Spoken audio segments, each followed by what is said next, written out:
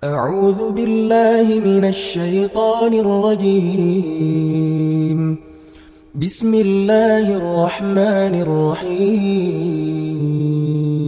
الحمد لله الذي هدانا لهذا وما كنا لنهتدي لولا أن هدانا الله وأشهد أن لا إله إلا الله وحده لا شريك له وأشهد أن محمدا عبده ورسوله.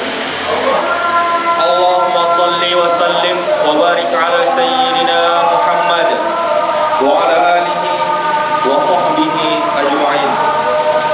أما بعد عباد الرحمن وإني أوصيكم ونفسي بتقوى الله المنان القائل في كتابه القرآن: أعوذ بالله من الشيطان الرجيم. قد أفلح من تزكى وذكر اسم ربه فصلى. وقال تعالى: وأقم الصلاة إن الصلاة تنهى عن الفحشاء والمنكر ولذكر الله أكبر والله يعلم ما تصنعون. Hadirin jamaah Jumat yang dirahmati Allah Subhanahu wa taala, mari sama-sama kita awali khutbah ini dengan melafalkan hamdalah alhamdulillahirabbil alamin sebagai ekspresi rasa syukur dan pujian kita kepada Allah Subhanahu wa taala. Lalu kemudian kita susul dengan memunajatkan salawat dan berkirim salam kepada baginda Nabi besar Muhammad sallallahu alaihi wasallam. Allahumma shalli wa sallim wa barik ala sayyidina Muhammad wa ala ali sayyidina Muhammad. Melalui mimbar ini, khatib tentunya tak akan jemu dan tak akan bosan untuk senantiasa mewasiatkan, mengajak kepada kita semua agar kita sama-sama meningkatkan ketakwaan kita kepada Allah Subhanahu wa taala. Karena hanya ketakwaanlah yang menjadi tolak ukur siapa kita di hadapan Allah Subhanahu wa taala. Inna akramakum indallahi atqakum. Apakah kemudian kita nanti bersama ketakwaan lalu dimuliakan oleh Allah Subhanahu wa taala atau malah sebaliknya? Hadirin jamaah Jumat yang dirahmati Allah Subhanahu wa taala. Barangkali kita atau orang lain pernah bertanya, mengapa ada orang yang rutin sholatnya tapi masih rajin maksiatnya? Barangkali pertanyaan ini muncul ketika kita membaca Quran surah Al-Ankabut ayat 29.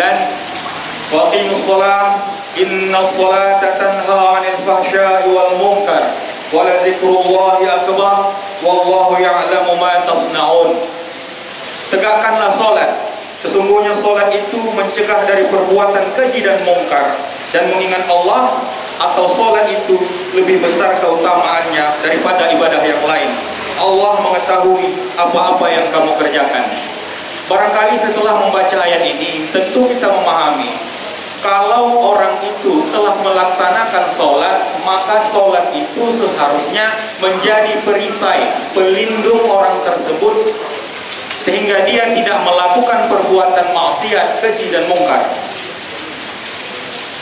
Tetapi pada kenyataannya banyak sekali kita lihat ada orang yang rutin sholatnya, dia jaga sholatnya selama 5 waktu, tetapi maksiatnya juga jalan. Ada orang yang rajin sholat tapi masih korupsi. Ada orang yang rajin sholat tapi suka manipulasi administrasi. Ada orang yang rajin sholat tapi masih melakukan judi online. Ada orang yang sholat rajin, dia jaga sholatnya 5 waktu, tapi dia masih berzina. Mengapa demikian? Padahal ayat tadi mengatakan inna sholata tanha 'anil fahsya'i wal munkar. Sholat itu menjadi perisai, pelindung bagi seseorang agar ia tidak terjebak dalam perbuatan keji dan mungkar. Perlu kita tegaskan bahwa tidak ada sedikit pun keraguan dalam ayat tersebut, bahwa memang kalau orang itu sholat, seharusnya sholat itu bisa menjadi pelindung bagi dirinya untuk tidak terjebak dalam perbuatan maksiat. Bahkan ayat itu sendiri sudah menjelaskan paradoks yang sering kita temui semacam tadi. Kenapa masih ada orang yang sholat tapi melakukan maksiat? Ayat itu sekaligus menjawabnya. Pada bagian akhir ayat tadi, kita mengetahui bahwa Allah Subhanahu wa taala menegaskan wallahu ya'lamu ma tasnaun, bahwa Allah mengetahui apa yang kamu kerjakan. Syekh Wahbah Zuhaili menafsirkan ayat ini bahwa kita harus senantiasa merasa diawasi oleh Allah, baik dalam hal yang kita tampakkan maupun yang tersembunyi dalam diri kita. Apa maksudnya? Dari sini dapat kita pahami bahwa sholat yang kita kerjakan mungkin secara kasat mata sudah mengikuti rukun dan syarat yang diajarkan dalam bab-bab kitab fikih. Akan tetapi ada sesuatu yang tidak terlihat secara kasat mata. Para ulama menyebutnya sebagai ahwal atau kondisi hati. Inilah yang menjadi salah satu yang menurut Ibnu Katsir, bahwa rukun terbesar di dalam sholat itu selain rukun yang kita temui dalam bab fikih adalah wala zikrullahi akbar. Rukun terbesar yang sholat itu menurut Ibnu Katsir adalah zikrullah, mengingat Allah Subhanahu wa ta'ala. Secara kasat mata kita ruku, sujud dan sebagainya, baca Al-Fatihah dan sebagainya, tetapi ini adalah hanya satu bagian daripada rukun dalam sholat, yang kemudian sholat itu menjadi perisai kita untuk tidak terjebak dalam perbuatan keji dan mungkar. Ada satu rukun yang barangkali kita lupakan di dalam sholat, yaitu rukun ahwal, kondisi hati. Itulah yang disebut dengan wala zikrullahi akbar. Artinya sholat itu menjadi bagian rukun terbesarnya adalah zikrullah, mengingat Allah. Hadirin jamaah Jumat yang dirahmati Allah Subhanahu wa ta'ala, ada satu kitab yaitu Maqasidul Ibadah, ditulis oleh Syekh Izzuddin bin Abdul Salam, mengajarkan kepada kita bagaimana kemudian sholat itu bisa menjadi perisai bagi kita atau bagi siapapun untuk tidak terjebak dalam perbuatan maksiat. Artinya kalau sudah sholat dia, maka sholatnya itu bisa menjaga dia dari perbuatan maksiat. Yaitu bagaimana kemudian melaksanakan rukun terbesar dalam sholat itu, yakni zikrullah, mengingat Allah. Zikrullah di sini dalam arti kita mampu merasakan kehadiran Allah langsung di dalam diri kita. Di dalam Islam, yang dimaksudkan dengan zikrullah itu adalah apa yang disebut dengan huduriyah, bukan nazariyah. Apa maksudnya?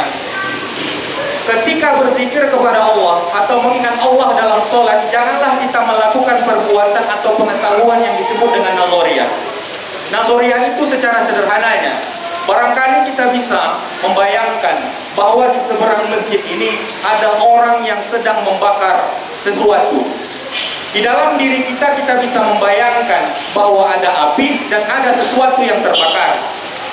Akan tetapi pertanyaannya, di dalam diri kita itu, apakah api yang sebenarnya atau gambaran tentang api? Tentu kita mengetahui yang di dalam diri kita itu hanya gambaran tentang api. Karena kalau api yang sebenarnya, maka diri kita sudah terbakar. Maka pertanyaannya adalah bagaimana dengan mengingat Allah? Apakah Allah yang selama ini kita ingat, kita sembah hanya gambaran tentang Allah, atau kita mampu merasakan kehadiran Allah di dalam diri kita? Inilah salah satu syarat kenapa kemudian sholat seseorang itu tidak mampu mencegahnya untuk melakukan perbuatan keji dan mungkar, yaitu dia melupakan rukun terbesar sholat, yaitu ahwal atau kondisi hati. Maka hadirin jamaah Jumat yang dirahmati Allah Subhanahu wa ta'ala, kita mengetahui bahwa paling tidak para ulama membagi 3 rukun di dalam sholat, yaitu rukun qalbi, rukun fi'li, dan rukun qauli. Maka dalam melaksanakan rukun-rukun tersebut, kita harus mampu menghadirkan apa yang oleh Syekh Izzuddin bin Abdul Salam, yaitu mahabbah, menghadirkan ketakziman dan rasa takut kepada Allah Subhanahu wa ta'ala. Kita harus mampu merasakan hadratir rububiyah, kehadiran Allah secara langsung di dalam diri kita, yang bahasa sederhananya disebut dengan khusyuk. Jadi kita dapat menyimpulkan, kita jangan heran kenapa ada orang yang sholat, rutin sholatnya, dia jaga sholatnya, tapi dia masih melakukan maksiat. Artinya dia belum mampu menjadikan sholat tersebut sebagai perisai bagi dia untuk tidak berbuat keji dan mungkar. Yakni dia tidak melaksanakan sholat secara optimal. Untuk itu, kalau kita mau sholat kita bisa menjadi perisai dari perbuatan keji dan mungkar, maka kita lakukan semua rukun, syarat, sunnah, apapun yang ada di dalam aktivitas sholat. Namun jangan lupa hadirkan ahwal kita, kondisi hati kita, hadirkan sikap mahabbah, bukan mahabbah, bukan sekadar mahabbah. Mahabbah adalah kecintaan, tetapi mahabbah yaitu rasa takzim dan takut yang senantiasa terhubung kepada Allah Subhanahu wa taala. Wallahu a'lam, mudah-mudahan bermanfaat.